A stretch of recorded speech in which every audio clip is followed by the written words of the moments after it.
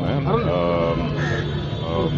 Vijayakanth sir இறந்து போனப்போ நாங்கள் வந்து இந்தியாவில் இல்லை, நியூ இயர்க்காக கேள்விப்பட்டோம். ரொம்ப ரொம்ப பெரிய ஒரு லாஸ் அது. விஜயகாந்த் சார் பற்றி நான் நிறைய கேள்விப்பட்டிருக்கேன். பிகாஸ் அவர் இருக்கிற அதே ஏரியாவில் தான் நான் வந்து பிறந்து வளர்ந்தேன், சாலிகிராமத்தில். ஸோ அவர் பண்ணுற ஒரு நல்ல காரியங்களாக இருக்கட்டும், அப்புறம் அவரோட படங்கள் அது சின்ன பிள்ளைங்க நாங்கள் பார்த்து ரொம்ப ரசித்து பார்த்தோம்.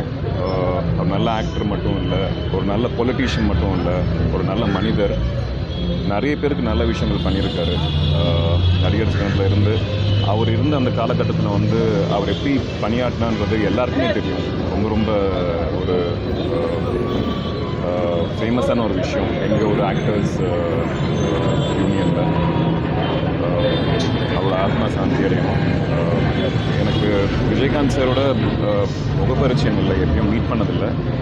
ஆனால் சாரே வந்து ஒரு வாட்டி எனக்கு அரவான் டைமில் ஃபோன் பண்ணியிருந்தார். ஃபோன் பண்ணிவிட்டு ரொம்ப கஷ்டப்பட்டு நடித்த தம்பி, ஆல் தி பெஸ்ட் அப்படின்னு சொல்லியிருந்தார். அது என்னால் மறக்க முடியாத ஒரு விஷயம். ஸோ அவர் எங்கே இருந்தாலும் ஒரு ஆத்மா சாந்தி அடையணும். அவரோட ஃபேமிலி, அவரோட ரசிகர்கள் எல்லாரும் எல்லாருமே வந்துட்டு அவர் எங்கேயுமே போகலங்க, இங்கே தான் இருக்கார். ஸோ நம்ம கூடயே இருக்கார். அவர் பண்ண நல்ல விஷயங்களாக இருக்கட்டும், அவர் பண்ண உதவிகளாக ஹெல்ப்பாக இருக்கட்டும், எல்லாமே வந்துட்டு அது நம்மளுடைய வாழ்கிற ஒரு விஷயமாக இருக்கும்.